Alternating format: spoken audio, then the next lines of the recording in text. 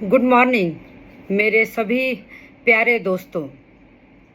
The magic of thinking rich में law of attraction में कल सर ने एक कहानी बहुत प्यारी सी बताई, जब उन्होंने ये कहा कि मैंने एक बार यूं ही कह दिया कि पुणे से दिल्ली साइकिलिंग करते हुए जाएंगे, और उनकी जिद ऐसी थी कि वो उतनी साइकिलिंग जानते भी नहीं थे, लेकिन वो सबके साथ साइकिलिंग कर रहे थे जिसमें बाकी लोग ऑलरेडी साइकिलिस्ट थे।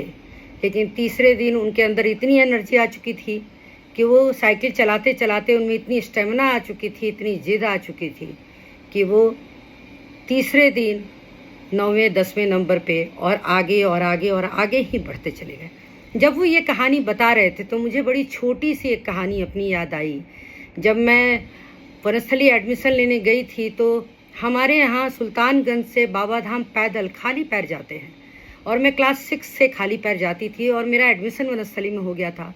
और हमारे जो हेड थे उनको हम लोग दादा बोलते थे। उन्होंने कहा कि बेटा आपका यहाँ एडमिशन हो गया और कोई ज़रूरी नहीं है कि 5वें साल आपको जल डालना ज़रूरी है, क्योंकि पढ़ाई ही आपके लिए आपके शिव हैं, तो आप ये करिए। मैं उनसे बड़ी रिक्वेस्ट की कि दादा मैं जो भी क्लास मेरी मिस होगी मैं आऊँगी और उसे पूरा करूँगी, लेकिन प्लीज़ मुझे जाने दीजिए, क्योंकि 5वां साल यही है और हमारे यहाँ शिव के यहाँ जाने को या तो 3 जाते हैं या 1 जाते हैं या 5 जाते हैं। मेरे दिल में कुछ रह जाएगा। और उन्होंने मुझे परमिशन दे दिया। मैं जल्दी जल्दी बोकारो स्टेट सिटी लौटी, पापा के साथ मम्मी के साथ पैदल यात्रा की। तीसरे दिन मैं पहुँच जाती थी हमेशा।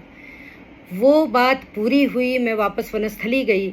और उसके बाद मुझे एक और बात याद आई। जब मैं बहुत छोटी थी 5th 6th क्लास में, जब मैं पैदल जा रही थी तो दूसरे साल में एक बहुत बड़ा कील मेरे अंगूठे में, पैर के अंगूठे में अंदर एंटर कर गया था। और मेरे पापा हमेशा कुछ ही दूरी पे रहते थे ऑलवेज, क्योंकि मेरी बेटी बहुत बच्ची है करके वो सोचते थे। वो कील जैसे ही अंदर गया मैं इतना तेज रोने लगी कि वो समझ गए थे कि ये पता नहीं अगले बार से आएगी कि नहीं आएगी। उन्होंने खुद ने कील निकाला, कहीं से डिटॉल लाया, पूरा डिटॉल मेरे पाँव पे डाल दिया और रेस्ट करने नहीं बोला, बोला चलो बेटा।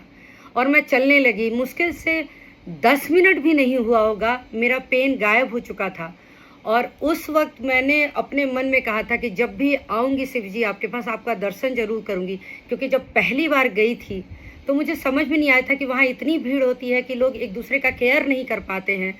और मैं धक्के में ही अंदर गई और धक्के में ही बाहर निकल गई। और जब मेरे मम्मी पापा ने पूछा शिव जी का दर्शन हुआ, मैंने कहा कि नहीं हुआ दर्शन। और फिर उन्होंने कहा कि इतना लंबा तुम थक के आती हो, दर्शन तो होना चाहिए ना बेटा। और फिर वो दर्शन हुआ। और मैं जब भी सर को सुनती हूँ मैं खुद को भी उस वक्त सुन रही होती हूँ, क्योंकि हर किसी के जीवन में कुछ ना कुछ घटनाएं ऐसी होती हैं जिसमें आप जिद पकड़ लेते हैं कि मैं भी ये पूरा करूँगी। जैसे अभी मेरा एक जिद है कि मुझे हमेशा सर के साथ, सर के नीचे रहना है, क्योंकि वो मेरे गुरु हैं।